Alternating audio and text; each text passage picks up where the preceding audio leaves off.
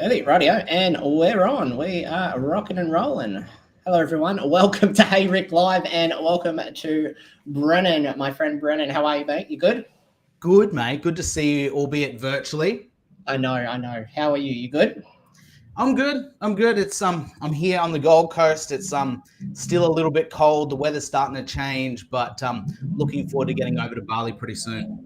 Wonderful. So I wanted to chat to you because you own Local Property Team, which is what is it? You tell me what it is. Don't let me tell you what it is. You tell me what your local property team is. So I've been a real estate agent here in Australia for 20 years, and I launched Local Property Team about 6 years ago. And our dream was always to build the business and then take it to Bali. And we launched about 5 months ago. We launched in Bali shortly after I bought my first property there. So after I bought my first property and I sort of told my story online, a lot of people started saying, I want to buy a property too, or I've had this experience, or I'm nervous about this, or I had this question. So we kind of launched Local Property Team in Bali a little bit sooner than we thought. We thought we'd do it in a few years' time, but we jumped in and got it launched earlier this year so we can really help people that want to buy and sell and move there. Where? Tell me where you bought your property. Talk me through that. In Canggu. It's a little one-bedroom loft style, quite a small little compact property. And we bought that for 100K. So we thought, it's not a massive investment. It's pretty economical to get into. And we wanted to go through the experience of purchasing our property and being the buyer and understanding that process before we become an agent there and open our business there. We wanted to do it for ourselves, and we learned a lot, and we went through all the emotions of buying property over there, the nervousness, the unsure, are we doing the right thing, navigating it completely blind in a lot of respects. You're learning as you go, but after we came out the back of that process, we knew that, okay, this is the things you need to watch out for, and this is how we can, help people do it themselves. Why now? You follow my content. You know I'm not a big advocate for Canggu. So why did you choose Canggu as a destination? We did that very intentionally for this particular property. So this property, it's a one bedroom, it's a loft, it's quite compact and small. And we recognize that the target market would be the demographic that's attracted to Canggu. So that particular property we felt had met our target audience. And we're also going to be positioning our business in the Canggu area because we recognize that a lot of our clients are going to be in that space. Canggu is not our favorite place in Bali. We love Ahmed, we love Ubud. When we go there, we typically spend a lot of time in Ahmed. We love snorkeling. My wife loves free diving. She's a yoga instructor. But for business and for that investment purpose, we felt that Canggu was the right place. Do you not think that Canggu's done? No, mate. No. Why? The urban sprawl is really heading in that direction. All the big money, all the big foreign money is investing in that direction. I don't think it's done. I think it's only just getting its legs. And I think really Bali as a whole is only just getting its legs. I'm seeing people that are saying, oh, it's run its race and it's inflated and it's grown too much and it's not going to be able to continue to grow. There's a lot of room for growth. And I believe that a lot of people are going to continue to come to the marketplace for sure. All right. So you bought your property. We learned last week foreigners can't own property here in Indonesia. So when you say you bought it, what does that mean? Explain that. Look, it's a question, you didn't buy it. You don't own that property. Yes, I own a leasehold on a property. So 24 years is my lease and 100K. So we're talking in terms of a yearly spend on that particular property, we're talking 4 or 5K a year is what it costs me to own that property or to have the right to stay at that property. So So yeah, for us it was a no-brainer, and very economical, and we love it. It's a great little space and it's perfect. So you're going to rent that out and earn income from it. That's correct. So does that mean you have a Pondot Wisata license on it? Yes, that's Can you important. tell us about that? The process is frustrating and annoying, and it takes a long time. But yeah, we made sure we got that undertaken to just tick that box. And likewise with our business there, we set up our company, we set up our PTPMA, and one thing a lot of people always ask me about is, what about filling out the paperwork and doing the tax and doing this and doing that? Well, when you're doing business in any country, you've got to do your tax, you got to fill out your forms, you got to get your permits, you got to get your licenses. It's just normal when you're doing business. Obviously, everything's different there, but it's not like anywhere else in the world where you have to fill out the right paperwork. What do you mean by that? Like as a real estate agent, for example, in Australia, you've got to have licenses, you've got to have permits to do business. You need to, follow the rules. And so a lot of people get concerned about, I find, with doing business overseas and particularly in Bali. But when it's all said and done, it's just like anywhere else in the world. You just got to follow the rules. Yeah. The rules, though, it seems like what I've noticed, especially this time coming back, and perhaps the last couple of times, the rules tend to apply to some people, but not everybody. Or there's different rules. I mean, foreigners get treated differently. That's just True. Under the law. That's just simple. I'm currently writing about 6 books on criminal law, and it's quite interesting doing the research on that here in Indonesia and how foreigners are treated. So it's just, I'm sure they're treated differently, sort of in that context as well. Was the process, so what was your due diligence like before you bought your property? I mean, if you're in real estate, you know the tricks, the traps and stuff. Was it a different? Yeah. How much did you learn having to buy something here? Well, interestingly, I thought the process is better in Indo in some ways. I'll give you an example. In Australia, when you undertake your due diligence, you don't get an in-depth report from your solicitor on that property. There's no way. They're giving you very basic information. Likewise, when you come to signing your deed on contract day, and I thought it was great going to the solicitor's office and meeting the seller and meeting the notary and having everybody there and signing the documents, putting your fingerprint on it. It actually felt like a real property transaction. I've sold hundreds and hundreds of homes over the years and bought my own homes. And, on settlement day, you just get an email from your solicitor saying you own the house now, go pick up the keys. There's certainly no pomp and celebration, and there's no real process to it. But I found it was nice in Indo to actually go there and through the due diligence process, actually get a really good understanding. And in particular on contract day, sitting there and the notary reading to me all my rights and responsibilities, everything that potentially is wrong, and just going through that contract in the detail that he did and made sure that everybody fully understand it. I thought it was really nice, and definitely business isn't done like that here in Australia. That's almost comforting. Mate, it was nice. He had his, in the room when we signed the contract for this tiny little property, there would have been 10 people in there. There was the seller's, husband, wife. There was the notary, his assistant. There was the real estate agent. There was my solicitor, his assistant. Everyone in this big boardroom table, all sitting around.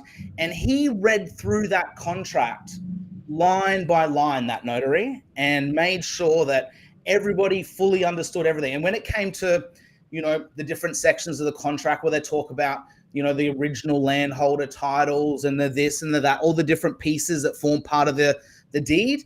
He, even when he was sitting there, he knew his stuff. He triple checked everything, made sure his assistant took care of everything. And it was really comforting to know that, even though we were nervous, we came out of that meeting signing that deed with the document in your hand, and you've got your deed in your hand. that you actually do own something. Because, I don't know if you've bought a home here in Australia, no one's giving you a copy of your title after you take possession of your property. They throw you the keys, maybe give you a bottle of wine, and you owe the bank $1 million. But you never really have your deed in your hand. I don't know. I just thought that was lovely. Yeah. So, did you buy from a real estate agent? I did. Yes. Who did you use? The lady, she is down. Her real estate business that she works for is down in the Tanalot area. Our client, the people that we bought from, had purchased from a developer, so they never actually got to move into the property. The builder had finished, the developer had finished, and their circumstances had changed. They had to go back to France, so they kind of sold it and never even got a chance to kind of use the property. So we effectively, when we got it, it's brand new. Oh, okay. So yeah. I'm just thinking there. So it's sort of like 100 grand, 20 something years, you're paying $100 a week for it, really. And as an investment, you're set up correctly. You've got the PTPMA, you've got the Pondot Wisata, you've got everything there. As an investment, it's quite attractive, isn't it? It is, mate. And I guess, as I sort of said, we didn't go into that property with this real investor hat on. We want to do business in Bali for a long time. And we wanted to purchase a property that we could dip our toe into the market, dip our toe into the process to really get ourselves educated on what it's like for the buyer and really experience it for ourselves. So yeah, look, we wanted to make sure we didn't want to, spend too much money or, expose ourselves to anything and not sort of have a property that doesn't really suit us. But it was more around that education for us in learning the process. So when it comes time to us advising our clients, we've walked the walk ourselves. Did you put the property in your name, or was it in your company's name? In the company's name. And that's the real estate company that you have here? No, different company. Different. Okay. So you've got two companies here. Yes. Yeah. Yeah. And would you say it is safer to put a property like this in a company, or put it safer in someone's? Look, I'm not a lawyer, and I think I get asked these questions a lot, and I say to people, everybody's circumstances is different on how they structure their finances, their life. And so I would always say, when it comes to structuring yourself, go and talk to a professional, talk to a lawyer. And I'm not going to give people advice on how they should set themselves up. I think making sure that people really get good advice specific to their circumstances from someone that's qualified. I'm a real estate agent. I'm definitely not a legal advisor, but we took advice on how we should structure ourselves based on our risk assessment, how we want to structure our companies here in Australia, because we don't just have businesses there. We've got businesses here as well. So we needed to make sure that we aligned all of our assets correctly. So last week we interviewed Monica from Bali Brahma Consulting, who shared with us some real eye-opening perspectives on investing in Indonesia, especially from an Indonesian's perspective. Monica is Indonesian. She's been in Bali for a while, and her role that she plays, she's kind of like a buyer's advocate. She's on the buyer's side, helping them through everything. She doesn't work with property agents, doesn't do anything like that. She just helps with due diligence. And she said, don't invest here in Bali. She said if she was a foreigner, she wouldn't do it. But her sort of role is to help people and just sort of advise them. But her thing was, don't do it. Really don't do it. What do you sort of say to that? Look, I think there's certain things in life that people shouldn't do. I think it's a very broad statement to make. For example, some people just can't afford to live in Australia anymore. And fundamentally, that's why they're looking to Southeast Asia and other parts of the world, Bali in particular, to be able to change their lifestyle. Some people are working far too hard to raise their families and be able to have a sustainable life in Australia. So I think, some people, yes, I think there's risks and they may be, it might not be the right fit for everyone, particularly Bali. There might be other Southeast Asian countries that might sort of be better suited for people. But I think it's a really broad statement to make. I think everyone should be educated. I think everyone should make a very informed decision about where they take the direction of their life. And, whether you want to be in the jungle or you want to be in the urban jungle or what you want to do, I think needs to be a really personal assessment. And I think for me, in terms of the education that I want to provide, I just want to give people a good idea on all of the risks so they can make that informed decision. Before we talk about that, why Bali for you? For me, I love the energy there. I think genuinely from the first time I went to Bali 15 years ago, I fell in love with the place. And I think it's the culture, the vibe, the energy. It just has a feeling. And it's hard to put your finger on it. And you don't really notice it as much until you get home to Australia, where it's a very kind of sterile kind of country. It's great. I love Australia, don't get me wrong, but I think there's just an energy there that's very magnetizing. And I see a lot of haters online talking about how amazing Thailand is and compared to Indo. You look at it's great. I love Thailand as well, been there heaps. And but I don't know, it just doesn't quite have that same je ne quoi, that same energy and vibe. Got sucked in by the Bali trap. Yes, mate. Yes. And look, I haven't been to Java like yourself. Obviously, you just came back there. I definitely want to go there. I was watching your videos thing, and that's another place that I want to go to. But, I've been to Labuan Bajo. I've been to Raja Ampat. I've been to Lombok. I've been to the Gillies. I've been all over the place.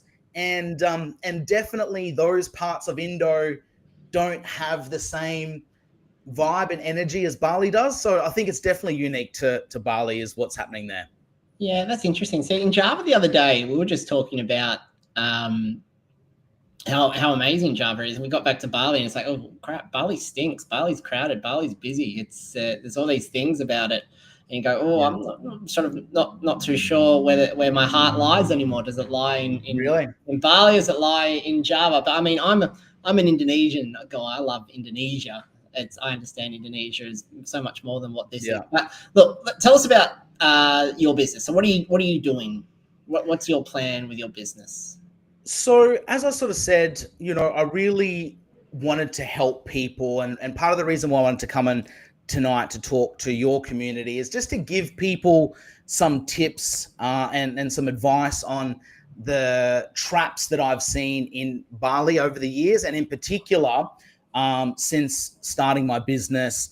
And I wanted to give you a bit of an example of some of the things that might be obvious, but also catch a lot of people out. For example, one thing that I see, which is an absolute minefield and fraught with danger, is Facebook marketplace property. I think every second property, there's issues there. And I think the prevalence of fake listings I'm noticing every single day. And it's interesting too, because you get to know, once you get into the marketplace, you get to know who owns what and what's happening where. And there's just so many scammers on Facebook Marketplace running dodgy listings. And I thought maybe it's just a foreigner thing. And one of my staff, actually, he got caught up. And I'll give you an example of what happened. So he and a lot of other people were attracted to an online social media campaign for a cost property. And it was a brand new property under construction. And there was 15 rooms there. And because he wanted to move closer to Canggu, it was only about 10 minutes away. The agent, he paid the agent the deposit to go and have a look at the property. The agent took him through, showed him the rooms that were available. He paid them his first month's rent as his deposit. And the property was meant to be ready in 3 or 4 weeks' time. Sure, and what she actually did is she put my staff and all the other people that were interested in the property all into a WhatsApp group, and everyone had paid their deposits and everyone's chitting and chatting about how excited they are to get this property. And it turns out the guy that was advertising it through the agent, it was never his house. He took everyone's money, and all those 15, young guys and girls that had thought they'd secured themselves a great little room in their brand new cost building, the guy never owned it at all. So it's kind of like, and I see these stories every single day. And I said to the young guy that works for me, his name's Tosa, great guy. I'm like, mate, if you're getting stung, how's anyone else meant to have a chance? Like, how do you avoid this from happening? He said, Brennan, every single person I know in my friend group has all been burnt one time or another. And, I go onto Facebook Marketplace and I'm seeing all these people advertising these properties, and they're just, you look at these accounts that have just spun up a month ago, advertising this gorgeous villa for, $4,000 a month, $5,000 a month. And just seeing the people responding, think how many people are out there are getting stitched up. And so I think part of the reason why this happens in Bali in comparison to places like here in Australia, it's a lot safer to transact property, is there's no real central website that people and agents can list their properties on. I'm finding that's a real challenge for people. And so we actually built a platform that's for free, that people can list their properties for rent and for sale. And on that platform, every person that lists a property for sale has to be ID verified. So we wanted to sort of create that layer of security there. What's that website? I'll pop it up on the screen now. I didn't know that. It's called Propeko. So Propeko. And we wanted to make it free because culturally in Indonesia, a lot of homeowners will advertise their own properties, or they might have their nephews or their family members advertise their properties for them. And so we wanted to make sure it was accessible to everybody, unlike the platforms here in Australia, that's unless you're a real estate agent, you're not allowed to list your property. So in a way, it's a little bit like Airbnb like that, where anyone can create an account. But the real important part is everyone has to provide their identification and has to be ID verified. So that's what we've done to try and help and solve that problem.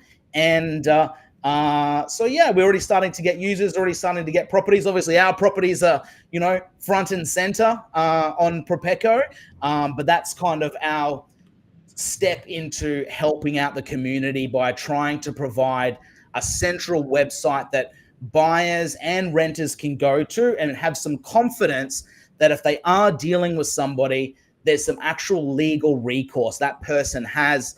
The thing about Facebook Marketplace is anyone can spin up an account. There's no checks or balances in Facebook Marketplace. There's no legal recourse, and you pay your deposit on that property. You hope and pray that person exists, and more importantly, the property does as well. So can you see it on your screen there? I've pulled it up, so I'm sharing it so people can see it. Yep. So, I mean, this one here, for example, which is under renting, Tosa Satipu's the person. Are these your agents, or are they people that are renting it? Yeah. So that's the initial listings we've launched on the platform are our listings from our business, from local property team. Tosa's a young guy that I was just talking about before that got stung and got burnt. He unfortunately, even the Indos can get caught up on the scams online. What's Propeko mean? Oh, mate, you know how hard it is to come up with a name when you're starting particularly a domain name. Every domain name in the world is taken, right? So I just use Rick. I use Rick and everything. I've got nice and easy. I'm like, I guess Hey Rick is probably what must have been available for you. But yeah, I think for me, Propeko, mate, it was like, it's got the word property in it. It's kind of, easy to remember, I thought. So there's no real science to it. It's just, something a domain name that I found that was available that kind of, told the story somewhat on what we're doing. I love it. Are you going, it seems, I mean, look, to be honest with you, there's stuff there, it's 20 mil a month. Are you going to do things that are more affordable, or are you going to keep to a certain area or set a certain sort of level of I want I'm happy for COS listings to be put on the platform. That's a gift to the community that anyone can list anything. And whether it's $3 million a month cost property right up to a luxury $60 million a month, 5-bedroom villa in the jungle, whatever. It doesn't really bother us. We're not really wanting to segment to any particular sector within the market. We just wanted to have a platform that people can use and they can trust. And the other thing is what I'm finding with the community in Bali is Airbnb is very expensive to list your property. That's why people are turning to more accessible marketplaces like Facebook. But that's where it's sort of creating this cauldron of risk, because there probably is genuine users in there. Of course there is. But amongst that volume is where perhaps the dishonest person is located. One thing also I wanted to let people know about when they're thinking about not just buying in Bali, but just when they want to rent a property and go and live in Bali for 1 month, 2 months, 6 months, whatever. They want to have an extended holiday. One thing I've found with Bali is, in comparison to Australia, is there's no real safety standards when it comes to how a property must be provided. For example, small things like smoke detectors and also things like safety switch devices, so RCD devices to prevent electrocution. In the electrical code there's no actual requirement for properties to be fitted with a safety switch to prevent electrocution. It blows my mind too. They are simply not required to do that like they are in Western countries, in Europe, America, and Australia. And likewise with smoke detectors as well. So, little things that we take for granted here in Australia. You could go there and literally rent a house that could burn down when you're asleep and there's no real protection there for you.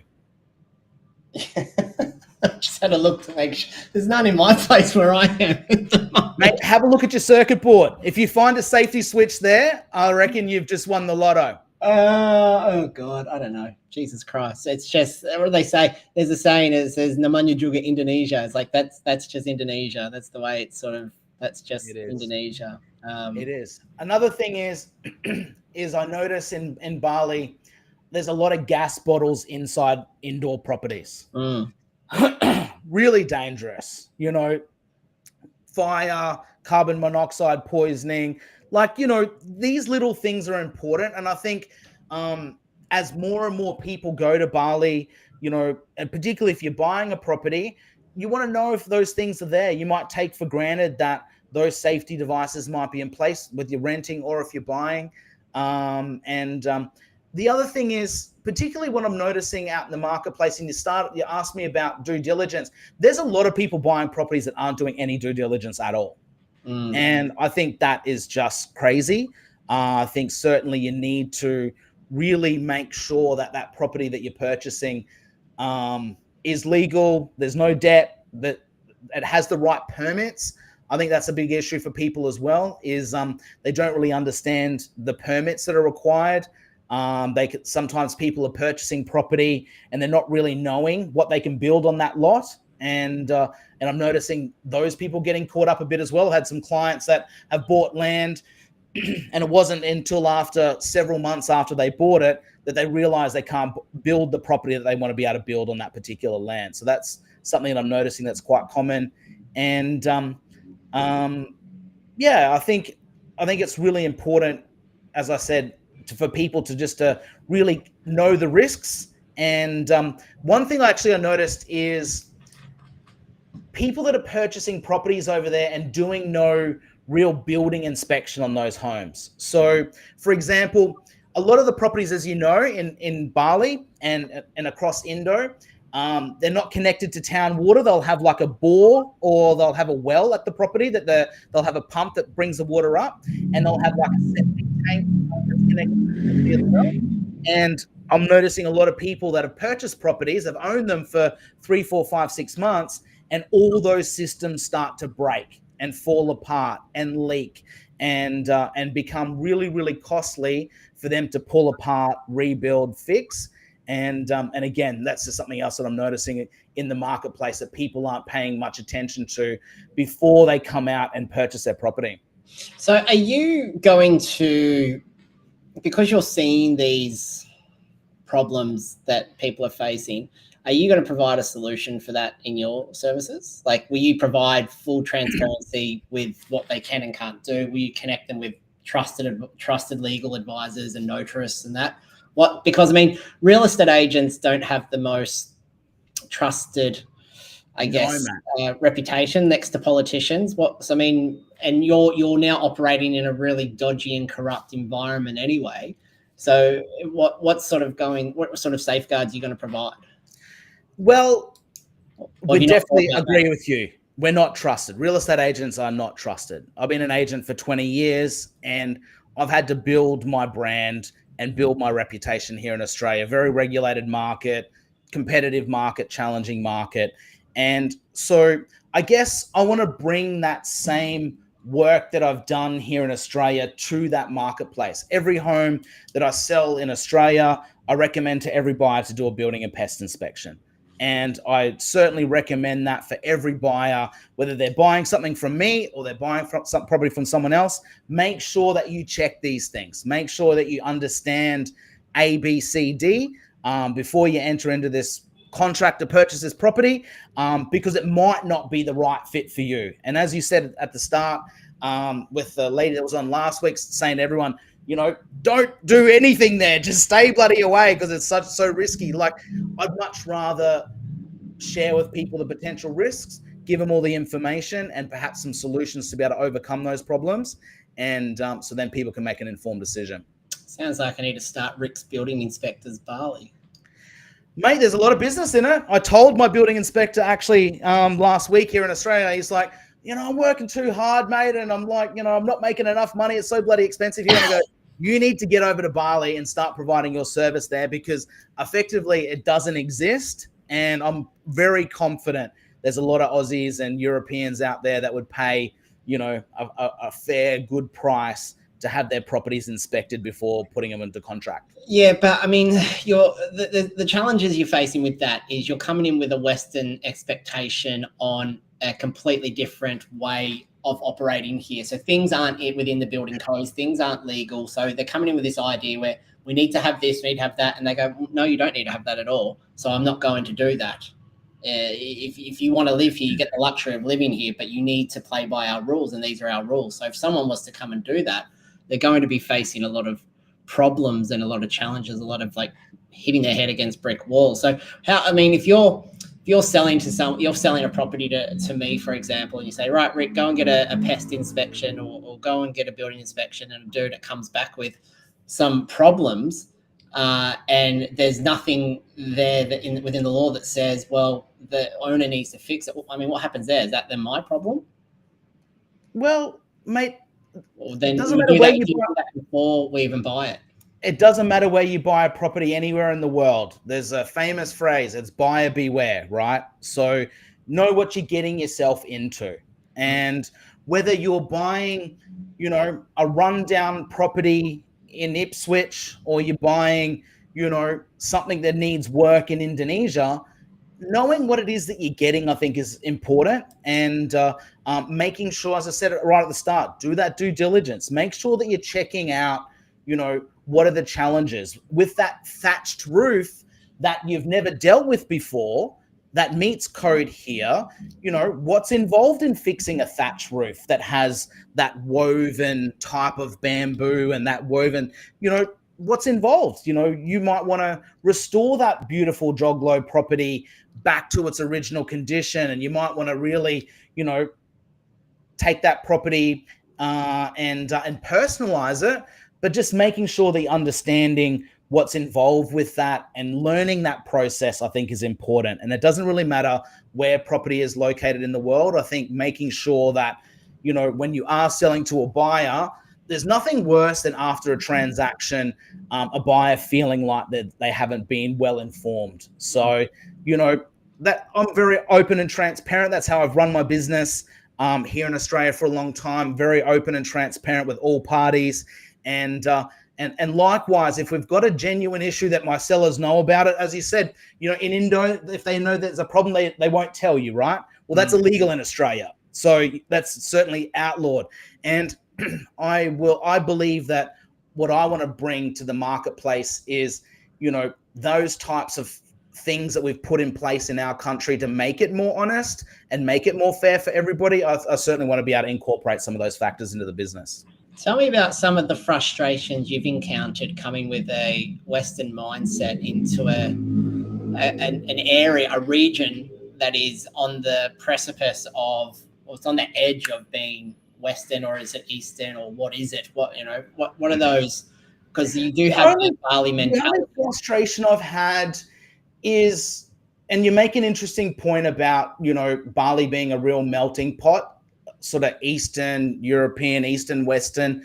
But I think the interesting thing about Indo, which I'm only learning from starting to interact with more people, is different cultures within Indonesia have their own kind of like way that they do things. I've found that to be the most challenging because culturally, from like say Lombok, for example, they have their own kind of way that they do things. The people there are a bit different in how they approach things. And I found that interesting to learn, and probably a little bit frustrating to kind of go, I thought people were like this, but I think the more time that I've spent there and the more that I've explored, and obviously you're a matter expert in this more so than I am, and obviously you know these things very, very well, but the different cultures within Indonesia, people think in different ways in different places. And when it comes to actually wanting to do business, that can be challenging as well, because you might have staff from all different corners of Indonesia and they all do things their own way. Yeah. Is that just me, or do you notice that too, like all the experience that you have? Yeah, I mean, you've sort of hit the nail on the head there. And it's really difficult coming in. So I learned I have to change my mindset.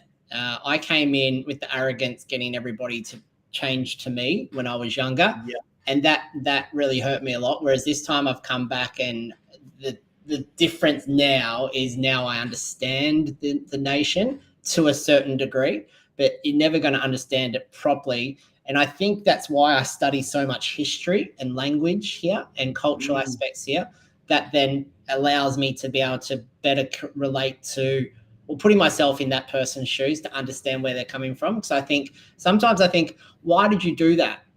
And I'll go, that doesn't make sense. That's not common sense. But I mean, that's a subjective thing, isn't it? Common sense to me is not common sense to you.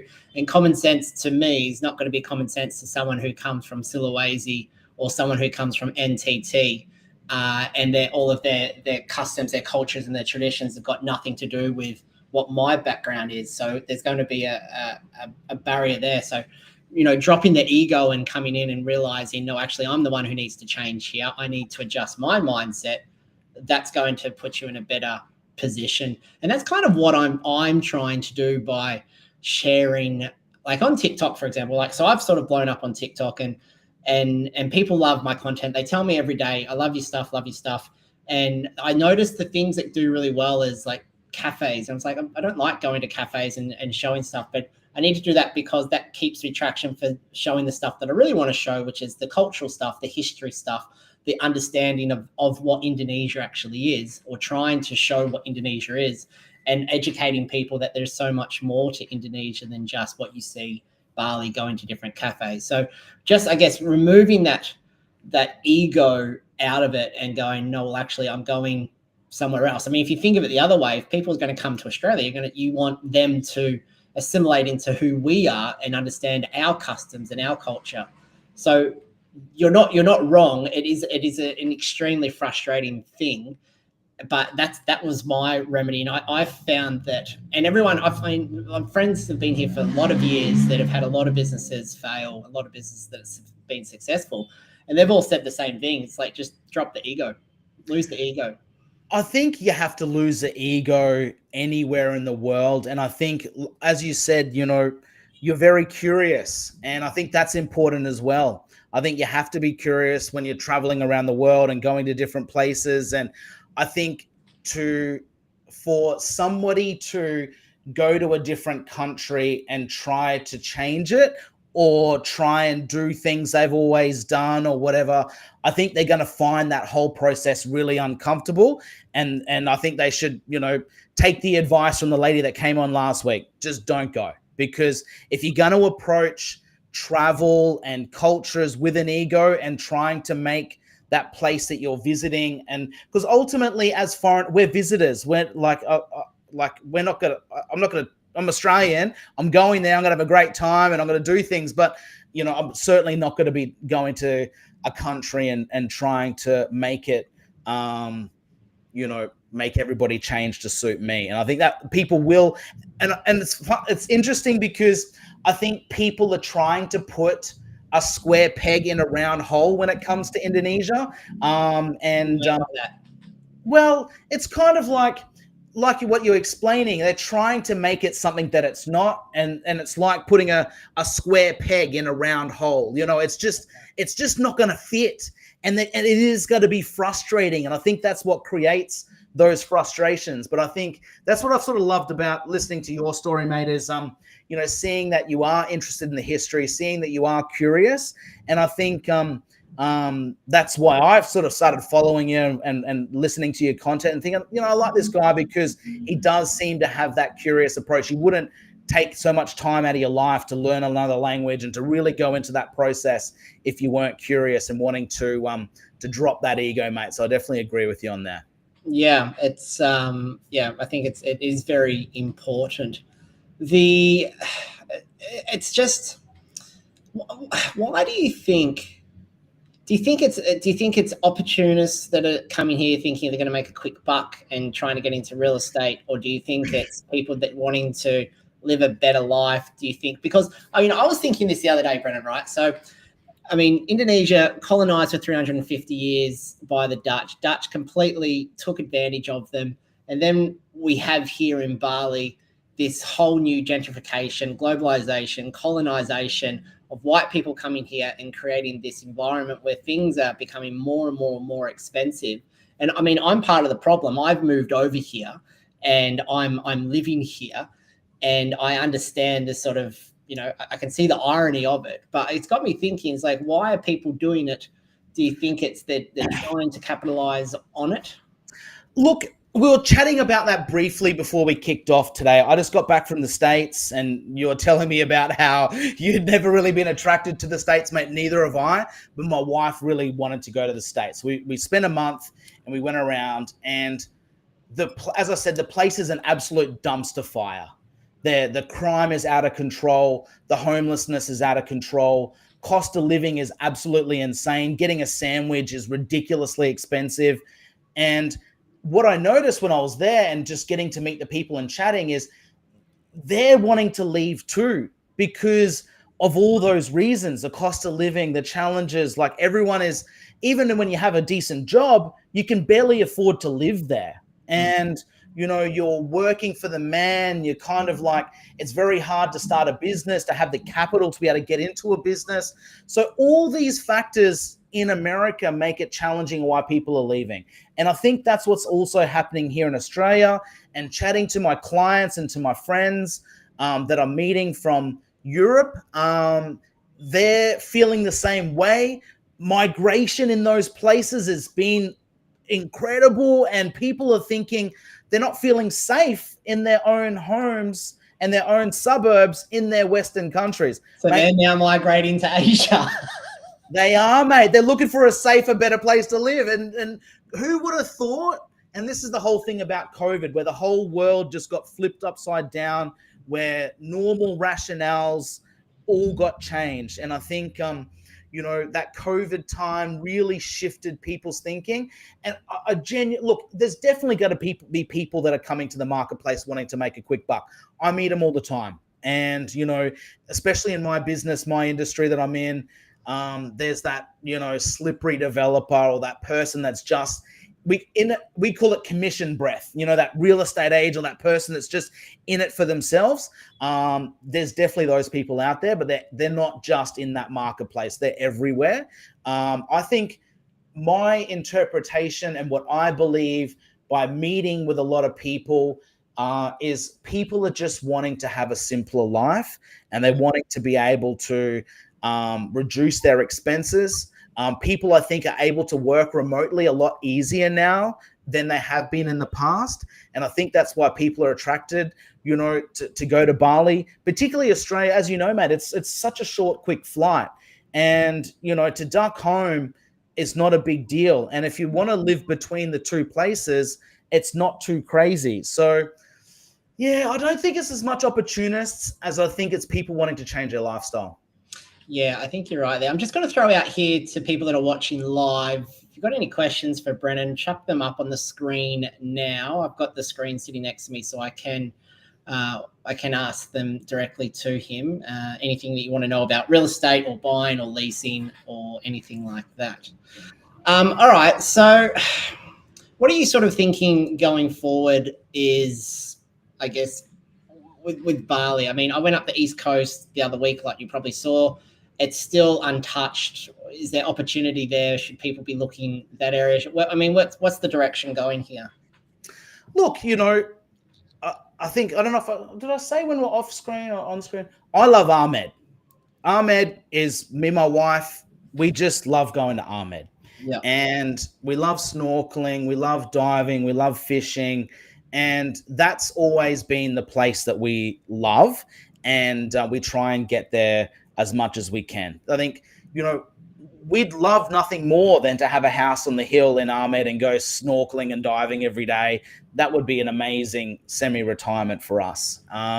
So, we're not just attracted to the kind of, urban areas and being in traffic all day and, that sort of stuff's not really, we don't want to go to day clubs every single day. We're in our 40s. We need to, try and get to a gym. We need to, have do a bit of exercise. We still want to be able to breathe some clean air and be able to have a nice balance. So, I think people, and sort of ask me about Canggu, why Canggu? I think people are attracted to it because there's a lot of short-term travelers and that sort of digital nomad that's going there. But I think, it's nicer when you go to Bali to be able to take a long drive to somewhere like Ahmed and spend a week there. Like, not everybody really has the time up their sleeve when they're only coming for a week to be able to really experience those kind of places, or jump on a plane and go to Labuan Bajo, jump on a junk boat and go to Komodo and,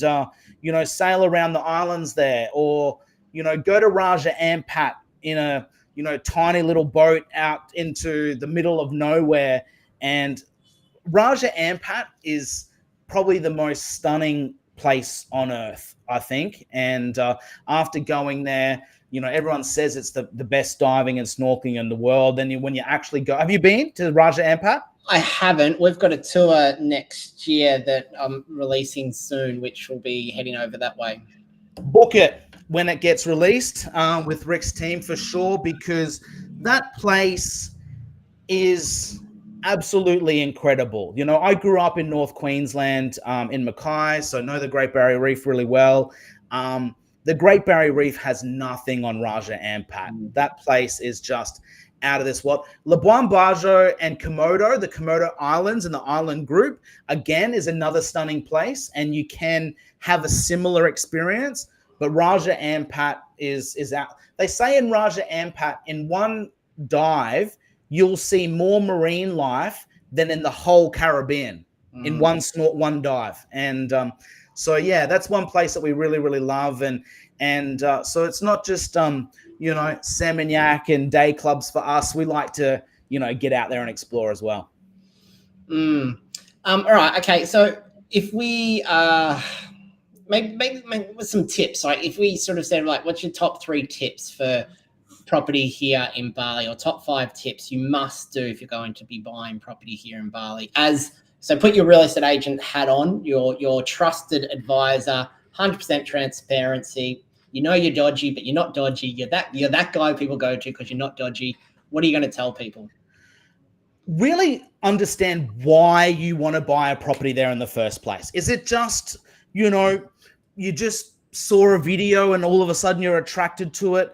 make sure you have a really good understanding of what your life's plan is. You're taking a lease on a property for 25 years. Really make sure that you understand your motivations before buying your property.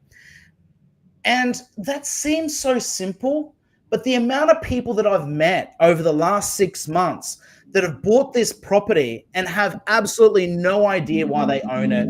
They just get caught up in this slipstream and they're not structured right. They haven't had any advice. They don't even know what they want to do with their career and their life. They just go out on a whim and purchase this property.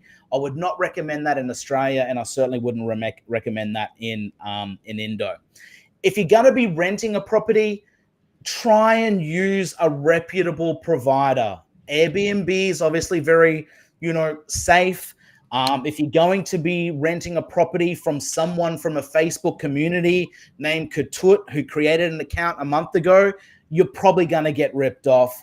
Make sure that you deal with a company that has processes, somebody's accountable, and you have at least in some ways some protection.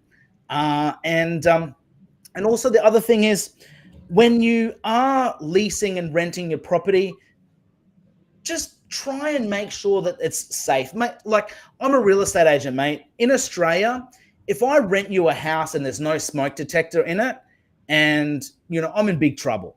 If I rent you a house or I sell you a house and there's no safety switch installed, I'm in big trouble. And the fact is, people do get hurt. And you see it all the time in Bali, in particular with these wooden houses. They burn, they catch on fire. Just try and make sure that you do your due diligence in the properties that you're renting and making sure that they're safe for you and your family and you understand the risks.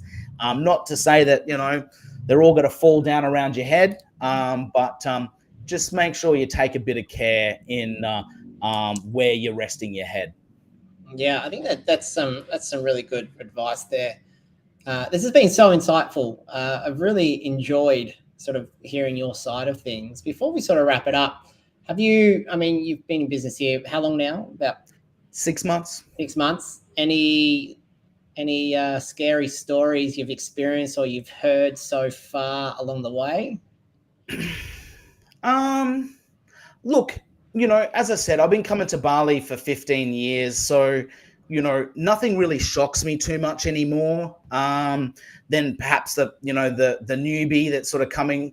I think, what I'd love to see about Bali, and I don't think there's anyone that's listening that would disagree with me, is I just love to see the local community get a bit more focused around cleaning the place up a bit. And I don't want to come across as being that sort of egotistical Aussie guy, but I keep seeing these people that are coming in from other countries and cleaning the rivers. And, every time I go there, I just think culturally, people don't have the same respect for like waste and rubbish and those types of things that perhaps they should. And now that I've been there and had to organize rubbish collection and have to go through that process, and make sure that things are done correctly at the properties that we manage, to make sure the rubbish goes in the bin and it doesn't blow out into the creek behind our properties. I think it's not difficult to achieve, to make sure that you're a little bit environmentally conscious. And that's what I'd love to see, perhaps more from the local community, because, mate, just literally 100 meters from my house, the day that I was flying out, there's this guy on the side of the road, and he's just brought in all this rubbish and piled it out the front of his house, and he set it all on fire. He's put a little bit of kerosene on it, and I'm watching him, and I was just like, there's this little rice place I love to go to. It's like a couple of bucks for chicken and rice. I go, my wife's just like, it's only $2. Why do you always go there? It's so boring. And like, I love it. And I'm sitting there, I'm eating my chicken and rice, just watching this guy burn piles and piles of rubbish at the front of his house. And I'm just thinking, surely there's a better way, mate, to pay a couple of bucks to get your rubbish taken away. I don't know. But that's one thing that still shocks me. And I think I'd love to see some change there. Maybe that is bringing my Aussie ego to the country and to the marketplace. But I think there's always a place for people to be able to put some rubbish in the bin. It's a strange one, the rubbish here. I haven't done a full investigation into it, but if you go to Java, it's not as dirty. But that's probably. But at the same token, there are. Same with Lombok, mate. Yeah, but in Java, there's rubbish tips that are the size of 40-meter high buildings. I know here in Bali there is one as well, and they've stopped taking rubbish a couple of days of the week. Their piles are 20 to 30 meters high. If you drive over, have you ever driven over to Sanur from Kuta Legin along on your bike, and you drive along Benoa and it just smells? I think that's where the actual rubbish tip is. The whole area just smells, but rubbish definitely is a big problem here in Indonesia. And I know there is some innovation into trying to utilize the rubbish in a better way and selling the rubbish to countries like China to utilize in their systems and so forth. But that's a whole nother conversation, I think, for a whole nother time. But you are right, there does need to be something. I mean, I went to the gym the other day and a guy, this one kind of made me really question it. And it's got me thinking about it. So I went to the bridge and turned to go to the gym, and the guy stood at the bridge and he threw 3 bags of rubbish over into the river. And it got me thinking, and I'd seen it before, but this got me thinking because the Balinese believe that the rivers of the island are what carry the spirits all around the island. They all start up in Mount Agun, and that's how the spirits get around. So throwing the rubbish into the river, I think, is kind of counterintuitive for what the spirits of Bali would want. But yeah, it kind of got me thinking about that. I wasn't quite sure why he did it. You never know. Seen the same thing in Petatanget, right down the bottom there, where, down near the beach, pull up his truck there, swing open the back. And, just near there's I think it's Bubba Gumps, or there's some I know what you're talking. Yeah, I know where you are. And then Mixacola down there. Yeah. And he's just throwing all of his rubbish into there. Someone else's problem, huh? Yeah, but this is the interesting thing. You go to Lombok, you fly over. I don't know, my wife hates going on boats, so we flew over the first time we went there. Flew over, pulled out of the airport. The highways are beautiful. The roads are gorgeous. There's no rubbish. Everything's clean. There's even roadside workers picking up a bit of trash. So, that really got us thinking when we drove from the airport 2 hours all the way over to the harbour to go to Gili, and we went right through Lombok, and it was nothing like Bali in terms of how much rubbish is there. And then it kind of got me thinking, it's not an Indo thing everywhere. I kind of realized at that time that, that it just seems to be culturally, and that's the only thing that has kind of surprises me, mate, and catches me by surprise. I think apart from that, everything's to be expected. It's kind of Bali's Bali. Well, thank you for that. Hey, thanks for your time. It was really nice to talk to you and get your perspective on things and hear about the business, and definitely hear about Propeco. I will tell people about that because I think it's a great initiative, becoming the realestate.com.au of Bali, which is definitely needs, because it is a gap where there is no trusted person. Because I get people messaging me every day, even about listings, hotels and villas on booking.com. They're like, do you know this place? Is it dodgy? Is it that? I'm like, I don't know it. I don't know all the places. There's thousands of them. So having something like that is absolutely fantastic. So thank you for your time. Thank you to everyone that watched in tonight. Again, you can catch up on this. We've spoken about it. We'll be on YouTube. Rick.Creamer is the YouTube channel. Next week, we're meeting Max, who has just opened up a French taco shop in Canggu. Do you know there's a French taco shop in Canggu? Doesn't surprise me. Yeah, I didn't even know there was French tacos. I don't know if it's just I know crepes folded up as like a croissant. Is it like a taco and a croissant? I don't know. Don't know, but we're going to learn all about him next week. Really looking forward to that. So, hey, thank you once again, Brennan. Really appreciate it. Thanks everyone for watching. And as we always say, I'll see you soon.